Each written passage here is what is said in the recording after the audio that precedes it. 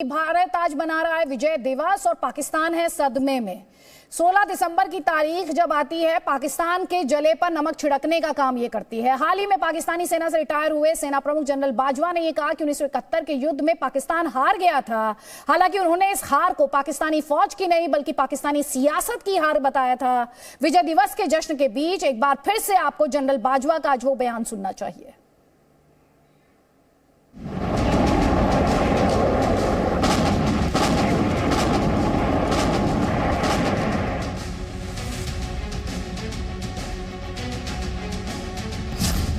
1971 की हार, पाकिस्तान शर्मसार। मैं आज आपके सामने एक ऐसे मौजू पर भी बात करना चाहता हूं जिस पे अमूमन लोग बात करने से गुरेज करते हैं, और ये बात 1971 में हमारी फौज की साबका मशरकी पाकिस्तान में कारकर्दगी से मुतालिक है। 1971 की शर्मनाक हार पर जब जनरल बाजवा बोल रहे थे तब वो पाकिस्तान के सेना प्रमुख थे, लेकिन अब वो रिटायर हो चुके हैं। पर ये बात सिर्फ 22 दिन पहले की है। बाजवा ने ये तो माना कि 1971 में भारत के हाथों पाकिस्तान बुरी तरह हारा, लेकिन उन्होंने इसे सेना की नहीं बल्कि पाकिस्तान की सियासत की हार बताई थी।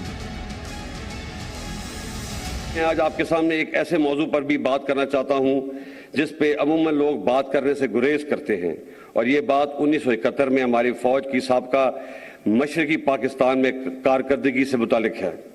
मैं यहां पर कुछ हकायक दुरुस्त करना चाहता हूं।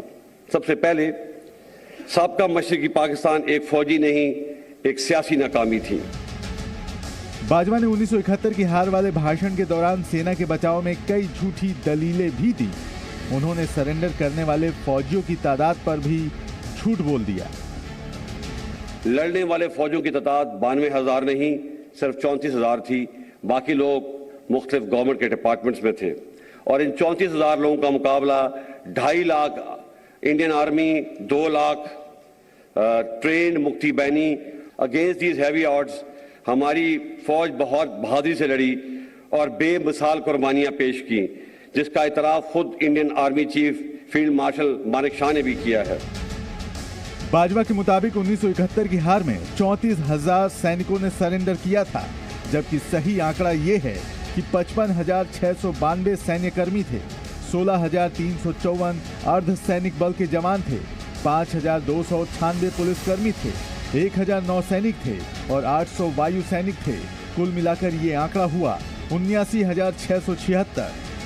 वहीं इनके साथ 13,324 असैन्य कैदी भी थे जो युद्ध में पाकिस्तानी सेना का साथ दे रहे थे। दुनिया के मानचित्र पर जब तक पाकिस्तान का नामो निशान रहेगा, 1971 की हार का कलंक उसके हरे झंडे पर लगा रहेगा। ब्यूरो रिपोर्ट, जी मीडिया।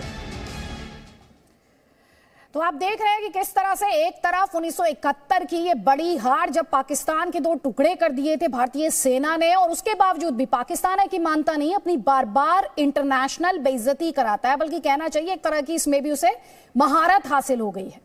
वहां के विदेश मंत्री बिलावल भुट्टो जरदारी, जिनके बारे में हम बार बार आपको बता रहे हैं कि किस तरह प्रधानमंत्री पर उन्होंने आपत्तिजनक टिप्पणी की, और यहां पर यह जरूरी हो जाता है कि आज बिलावल भुट्टो जरदारी को इतिहास याद दिलाया जाए कि कैसे 1971 में पाकिस्तान भारत के सामने घुटनों पर आया था, और पाकिस्तान को यह याद रखना चाहिए कि सब्र की एक सीमा होती है, उसका बार बार इम्तिहान न लिया जाए।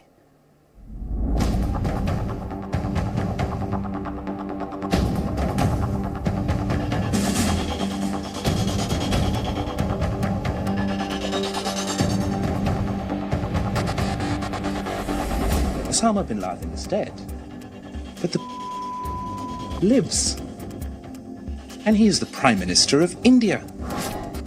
गुरुवार को न्यूयॉर्क में प्रेस कॉन्फ्रेंस के दौरान पाकिस्तान के विदेश मंत्री 2 चीज भूल गए।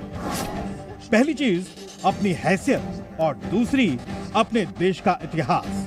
वैसे बिलावल भूले तो मर्यादा भी, लेकिन इसकी उनसे बहुत ज्यादा उम्मीद भी नहीं की जाती। बिलावल भुट्टो शायद ये भी भूल गए कि 1971 के युद्ध में कैसे पाकिस्तान घुटनों के बल आ गया था, और ये भी कि कैसे पाकिस्तान के 93,000 सैनिकों को बंदी बना लिए जाने के बाद 16 दिसंबर 1971 की सुबह पाकिस्तान की सेना के कमांडर लेफ्टिनेंट जनरल नियाजी को सरेंडर करना पड़ा था। आप देखिए कैसे पाकिस्तान में अपने आवाम के सामने वो हार पर बेशर्मी से बोलते हैं।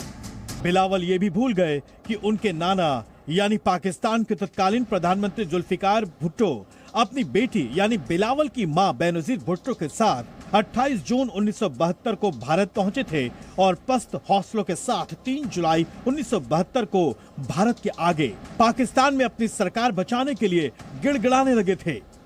हिस्ट्री है कि इन्हीं के ग्रैंडफादर भुट्टो के टाइम पाकिस्तान की आर्मी का ये हाल हुआ था, बांग्लादेश एक नई कंट्री बनी। हिस्ट्री है वर्ल्ड में इस तरह की, राइट, जो हुई।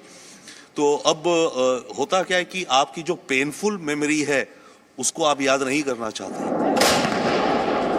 यही नहीं, करगिल युद्ध के दौरान भी पाकिस्तान को भारत ने करारी शिकस्त दी थी, लेकिन लगता है कि पाकिस्तान के विदेश मंत्री को अपनी किरकिरी कराने की आदत सी पड़ गई है। बूट पॉलिश आपने खत्म कर लिया है तो आप बूटों को चाटने पे उतर आए हैं। मरसू मरसू पंजाब ना देसू, मरसू मरसू ना देसू। बिलावल की छवि पाकिस्तान के अंदर और बाहर भी एक वक्त ये थी और है, रिच स्पॉइल्ड किड। और यहाँ पर आपके लिए अभी आपने ओसामा बिन लादेन को देखा तो जयशंकर, विदेश मंत्री एस जयशंकर ने जिस तरह पाकिस्तान की दुखती रग पर प्रहार किया था, उसके बाद पाकिस्तान बौखलाया और उसे एक बार फिर से क्या जवाब मिला, सुनिए। Nor can hosting Osama bin Laden and attacking a neighboring parliament serve as credentials to sermonize before this council. Question of justifying what the world regards as unacceptable should not even arise. That certainly applies to state sponsorship of cross-border terrorism. I was reminded more than a decade ago, if my memory serves me right, Hillary Clinton was visiting Pakistan, Islamabad, and Hina Rawani Khan was a minister at that time, and I think standing next to her, Hillary Clinton actually said that if you have, I'm giving you the sense, it's not an exact quote, that if you have snakes in your backyard, you can't expect them to bite only your neighbors. Eventually, they will bite the people who keep them in the backyard. तो विदेश मंत्री S Jaishankar को आपने सुना एक बार फिर से याद दिलाते हुए कि हिलरी क्लिंटन ने पाकिस्तान को क्या नसीहत दी थी कि अगर सांप पालोगे तो ये उम्मीद मत करो कि वो सिर्फ आपके दुश्मनों को डसेंगे, एक दिन वो सांप आपको भी डसेगा। और यही बात पाकिस्तान को याद दिलाने की कोशिश एक बार फिर की गई विदेश मंत्री एस जयशंकर द्वारा।